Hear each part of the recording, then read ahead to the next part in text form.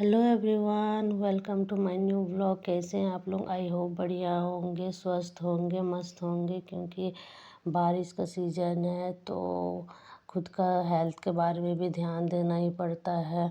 और हमारे यहाँ तो बहुत ज़्यादा बारिश हो रही है कानपुर में।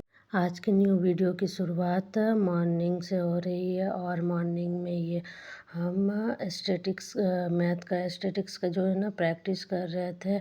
वो जितना भी पढ़े हुए हैं वो सारा चीज़ क्वेश्चन जो है ना हम प्रैक्टिस कर रहे थे। एक्चुअली क्या है कि मैथ अगर प्रैक्टिस ना करो तो वो फिर कोई फ़ायदा है नहीं, इसलिए उसमें प्रैक्टिस का बहुत ज़्यादा ज़रूरत होता है। इसीलिए हम एक एक चैप्टर पढ़ते हैं और फिर प्रैक्टिस करते जाते हैं, क्योंकि फिर बाद में ज़्यादा हो जाने के बाद कुछ कुछ ना भूल जाते हैं, इसीलिए। और फिर हम पढ़ रहे थे और मायरा जो है ना एकदम नींद में ही हिलते डुलते मम्मा को खोजने के लिए आ गई।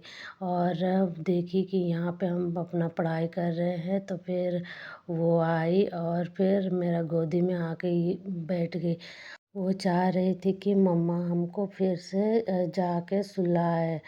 खैर बच्चे की बोल तो नहीं पाते हैं बच्चे, इतना अभी सेंटेंस बोल नहीं पाते, वर्ड वर्ड भी बोलती है, लेकिन बच्चे का हर चीज़ जो है ना माँ जान पाती है कि बच्चा अभी क्या चाह रहा है क्या नहीं चाह रहा है, ये माँ को पता चल ही जाता है।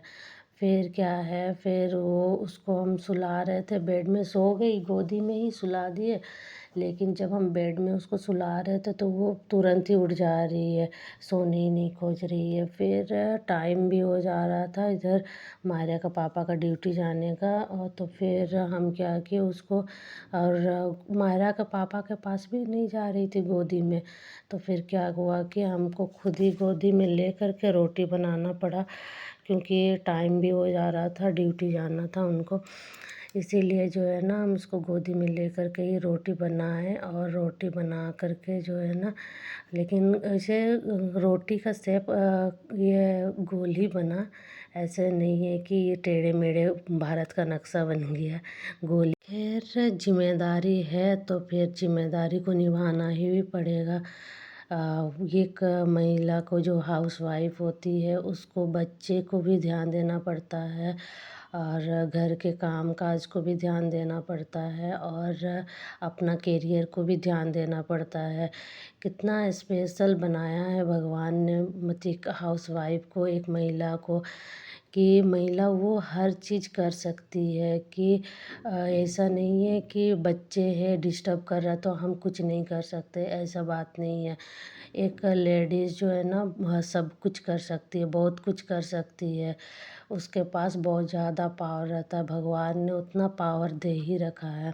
लेकिन खुद का वैल्यू को समझना पड़ता है कि हमको क्या करना है क्या नहीं करना है, हम क्या हैं, एक लेडीज़ को समझना पड़ता है कि हम क्या हैं।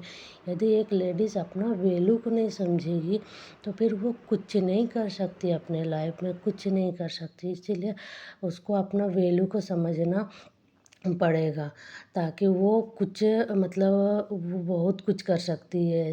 इस समाज में लड़कियों को बहुत पुराने ज़माने से ही मतलब बहुत अंधकार में रखा गया है, और उसको उजाला में लाने के लिए हम लेडीज़ों को कुछ न कुछ करना ही पड़ेगा, ताकि हम लोग वो जो अंधेरा में रखा गया उसको हम लोग अपना प्रकाश में ला सके, खुद को प्रकाश में ला सके। इसके लिए हमें जो हाथ में हाथ धरे बैठने से कुछ नहीं होगा। और फिर यहाँ पे हम मायरा को भी थोड़ा सा पढ़ाते क्या है, ए लिखाने सिखा रहे हैं।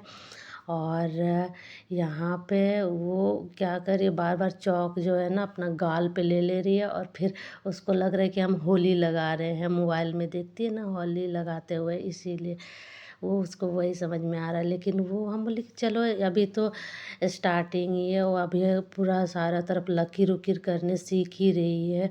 खैर ऐसे लिखने नहीं जानती है, लेकिन हम हाथ पकड़ के सिखा रहे, इसे भी फर्स्ट टीचर माँ ही होते हैं।